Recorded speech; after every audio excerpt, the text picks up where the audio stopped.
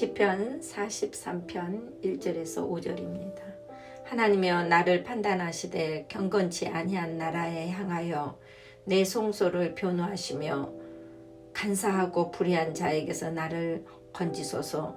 주는 나의 힘이 되신 하나님이시오늘 어찌하여 나를 버리셨나이까.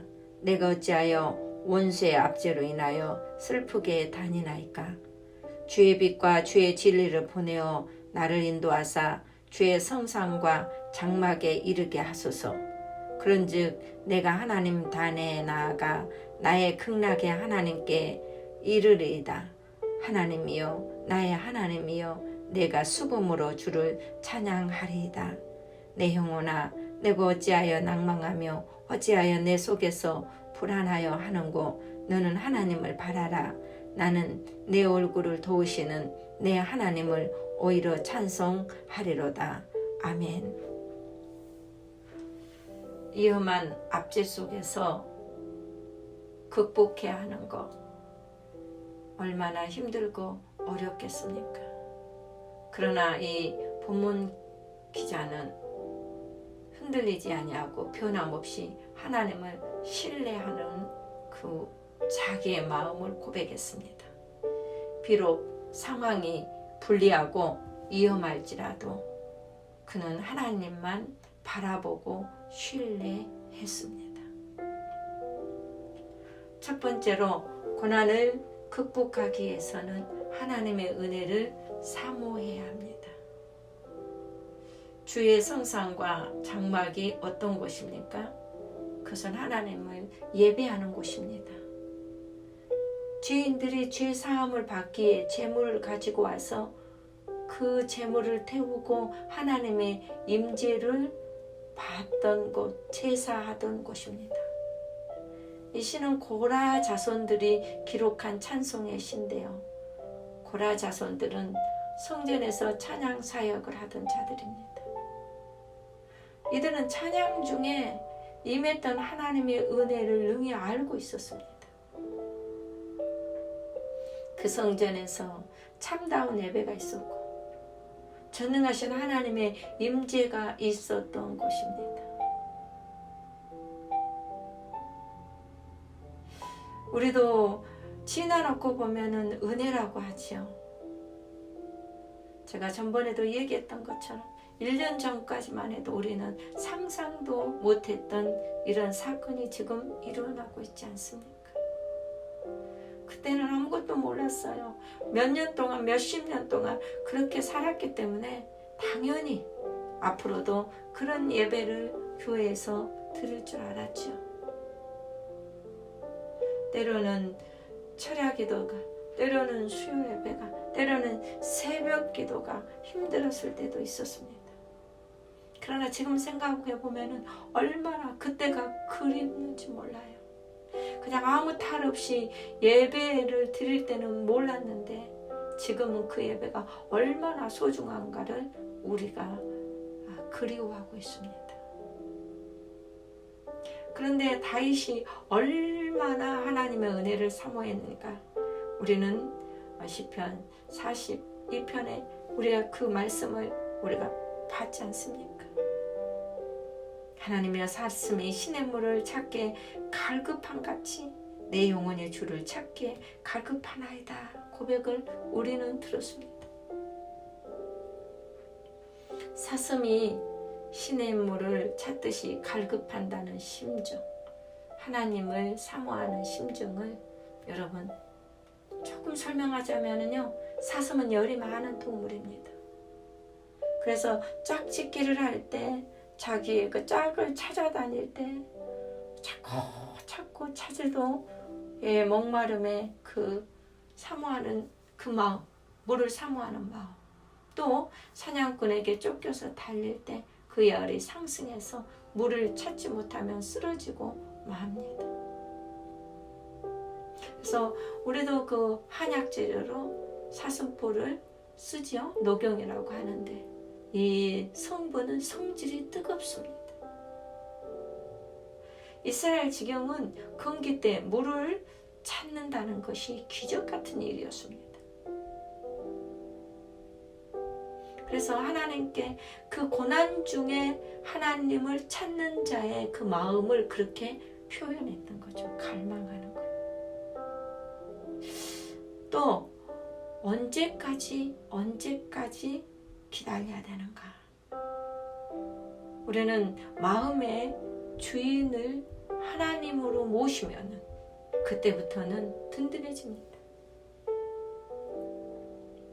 2절에 주는 나의 하나님이 되신 하나님이시오늘 어찌하여 나를 버리셨나이까? 내가 어찌하여 원수의 압제로 인하여 슬프게 다니나이까? 그렇습니다. 우리에게 도움을 줄 자는 없습니다. 그러나 끝까지 도와주시는 분, 아니요, 잠깐의 사람이 도와주긴 하죠. 그러나 영원토록 도와주시는 분은 하나님 한 분이십니다. 그러므로 마음이 불안하거나 위기가 닥치면은 누구나 의지자를 찾게 됩니다. 그리고 그를 붙들고 싶어 합니다. 그래서 3절에 보니까 주의 빛과 주의 진리를 보내어 나를 인도하사 주의 성상과 장막에 이르게 하소서라고 했습니다. 그곳에서 다윗은 여러 번 하나님의 도우심을 맛본 자입니다. 불안하고 초조할 때 그는 하나님을 마음의 주인으로 꼭 붙잡고 섬겼습니다. 또 이사야 41장 10절에는 두려워 말라 내가 너와 함께함이니라. 놀라지 말라 나는 내 하나님이 됨이니라. 내가 너를 굳세게 하리라. 참으로 너를 도와주리라. 참으로 나의 의로운 오른손으로 너를 붙들리라 라고 했습니다. 하나님은 우리를 사람 앞에서 굳세게 하십니다. 원수 앞에서 붙잡아 주십니다. 원수의 목전에서 상을 베푸신다고 했습니다.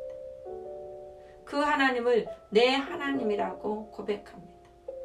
하나님은 우리를 사람 앞에서 의롭게 만들어 주십니다. 붙잡아 주십니다. 참으로 도와주십니다. 하나님의 강력한 선택권과 돌보심을 오늘 말씀하시고 우리에게 언약을 해 주셨습니다. 세 번째로 찬송의 기쁨으로 극복을 해야 됩니다. 성숙한 신앙인이라면 하나님이 나의 주가 되심을 기뻐하며 살게 됩니다. 그 이유는 하나님은 우리의 힘이시기 때문입니다. 하나님이 나의 힘이 되시기만 하면 못할 일이 없습니다. 우리는 다윗과 골리앗의 싸움에서의 그 승리를 잘 압니다. 어린 다윗은 할 수 없는 일을 하나님께서 도우심으로 승리케 하신 것을 맛본 자입니다. 또한 4절에 극락의 하나님을 말합니다. 여기서 극락은 기쁨을 말합니다.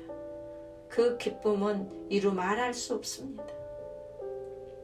빌립보 감옥에 갇혀있던 바울과 실라는 채찍에 맞아서 육체적인 고통이 이루 말할 수 없었습니다. 근데 그들은 그 밤에 그 영혼이 기뻐하며 밤새 찬송으로 하나님께 영광을 돌렸습니다. 그 고통 속에서 찬송할 수 있는 힘은 하나님을 향하는 간절한 기쁨이었습니다. 그들의 영혼을 하나님께서는 사랑하셔서 기쁨을 주시고 은혜를 주셨습니다. 그리고 그들은 참 자유를 맞이하게 됩니다. 그 찬송과 기도의 기적을 모든 옥문들을 열어버리게 하였습니다. 자유함을 주신 겁니다. 바로 이 하나님은 우리의 힘입니다. 그 하나님의 얼굴이 우리에게 비춰지는 것입니다. 그것은 바로 찬송과 기도의 힘이 됩니다. 여러분도 그 찬송과 기도로 하나님의 기쁨을 맛보시기를 바랍니다. 기도하시겠습니다. 소망의 하나님 감사합니다. 5절에 내 영혼아 내가 어찌하여 낭망하며 어찌하여 내 속에서 불안하여 하는고. 너는 하나님을 바라라. 나는 내 얼굴을 도우시는 내 하나님을 오히려 찬송하리로다 했습니다. 그렇습니다. 우리의 영혼이 우리는 수시로 낭망합니다. 그러나 소망의 주님이 나의 주님이십니다. 그러므로 우리는 소망을 하나님께 둡니다. 지금은 비록 이룰지라도 힘들지라도 그 하나님은 반드시 우리의 공급자여 우리의 위로자여 우리의 기도를 들으시고 소망의 주님으로 우리의 문제를 풀어 해결하실 줄로 믿습니다. 내 얼굴을 도우시는 내 하나님을 바라라 라고 했습니다. 그렇습니다. 우리가 쫓기는 사슴처럼 목이 말라 시냇물을 찾는다 할지라도 우리는 아버지 그보다 더한 마음으로 주를 찾아 앙망합니다. 급하여 숨이 턱에까지 헉헉거리고 찾아와도 하나님을 끝까지 믿겠습니다. 하나님, 우리를 두려움에서 떨쳐버리게 하여 주시옵소서. 순전한 아이의 눈빛으로 주님을 갈망하며 주의 도우심을 바라봅니다. 주여 하나님, 주의 음성 듣기를 원합니다.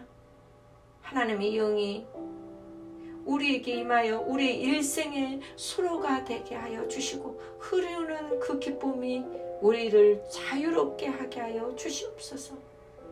오늘도 찬송의 힘을 맛보는 자로 찬송 중에 거하시는 하나님과 동행하게 하여 주셔서 우리를 자유케 하여 주시옵소서. 예수님의 귀하신 이름으로 감사하며 기도하옵나이다. 아멘.